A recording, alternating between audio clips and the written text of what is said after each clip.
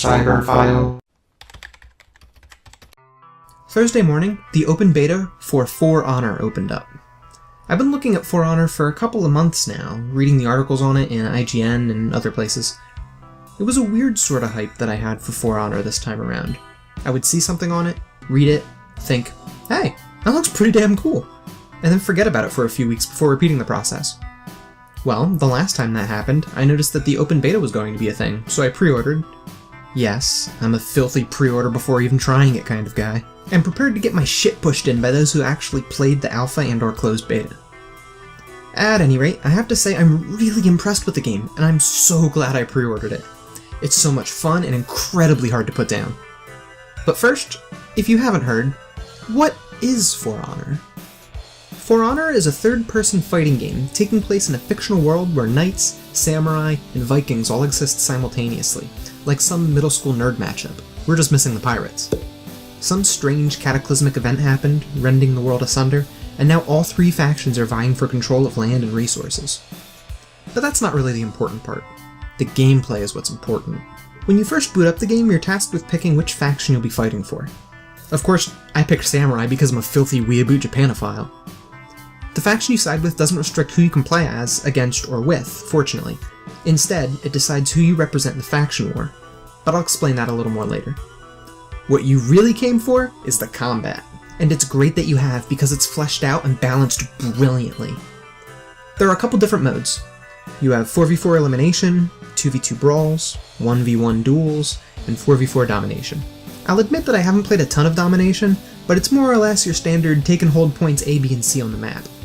What is kind of unique about this mode, however, is that each team has an army pushing toward point B. The army is full of NPCs and are easily dispatched with a single attack. You must cut through these trash mobs to create space for your army to take B, all the while the opposing team will try to do the same. Points A and C, on the other hand, are your job. It's kinda neat, but I've never been a huge fan of capture and hold the zones type matches. I'm a simple man. I like to kill. And every other mode will have you doing just that. Killing. And being killed, of course. 4v4 and 2v2 feature revives, and the 4v4 mode has boosts. Power-ups that give you a temporary attack boost, speed boost, health, or an overshield. Personally, I'm a big fan of the 4v4 because there's the most possibility for something awesome to happen. But sometimes it just kind of feels like the player with the better boost is going to win in any given fight. After all, the longer a fight lasts, the more margin for error. It's elimination style for these modes, so once you kill everyone, the round ends. The first team, or player for one-on-ones, to win 3 of the 5 rounds wins the match. Additionally, when you complete matches, you can gain better gear, or currency for better gear, that gives you bonuses to things like your sprint speed, or stamina reduction, though these things only take effect in the 4v4 modes. Otherwise, you can just pick whatever you think looks cool. The combat system in For Honor is unlike any other game I've played. By the way, I'll be speaking in terms of PS4 because that's what I'm playing on. Deal with it. Anyway, when you're fighting someone, L2 will lock onto them and automatically put you into the guard mode. When in guard mode, you will automatically guard any attacks that are thrown at you, with some exceptions, and assuming it's on the same side that you're guarding. While in guard mode, you can move the right stick to block left, right, or high. You'll see an indicator on the opponent showing which side they're currently blocking as well. You then have light and heavy attacks. To land an attack, you have to hit the enemy on the side they aren't blocking, obviously. Additionally, if you press the heavy attack button just as an attack is coming at you, you'll be able to parry it, granting yourself an opening. Aside from attacking and blocking, you can throw, which breaks guards, or dodge. Every character has a plethora of combos and abilities to master, making this game actually feel more like a fighting game than a hack and slasher, which is what I feel like a lot of people assumed going into For Honor. But I'm so glad it's not. You'll spend battles trying to outsmart your opponents by guarding, dodging, feinting, whatever. Or parrying when they attack, grabbing them when they're guarding, and breaking their grab attempts when they grab you, all the while managing your stamina. If you run out of stamina, you'll be very sluggish and ineffective while it recovers. For Honor has a lot of the feel of a classic fighting game in terms of mind games and punishing when someone makes a mistake.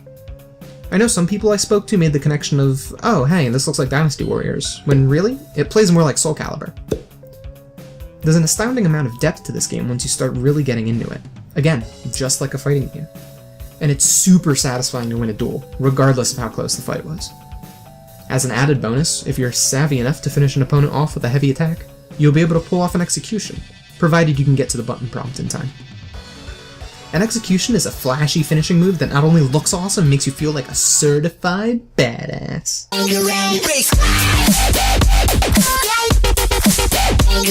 but also heals you and prevents the character from being revived that round.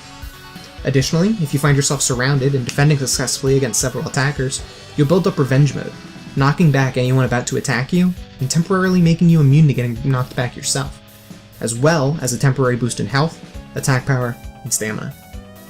This mechanic is a great way to reward the skilled and stalwart, and can help turn the tide of a one-sided fight. Additionally, as you get kills and revive your teammates, you'll build up renown, enabling you to perform feats. Not unlike kill streaks in Cowabunga. You can gain the ability to sprint even when out of stamina, whip out a longbow for a quick Hanzo interlude, or even call in a catapult attack, to name a few. Just another way to reward those who deserve it. Though feats are only enabled in 4v4 modes. No dirty tricks get in the way of glorious 1v1 or 2v2 combat. Every day, daily orders are updated, not unlike bounties in Destiny, which you can work on to allow you an opportunity to get some extra currency, experience, and maybe a chance to try a hero or game mode you wouldn't have otherwise. After each match, you'll be able to deploy forces to help attack enemies' factions' land, or defend your land. Depending on your performance in the previous match depends on how much of a boost your front lines will get. There's a big map showing who owns what, and every few hours the map will update. At the end of the season, those who helped win the war will be rewarded.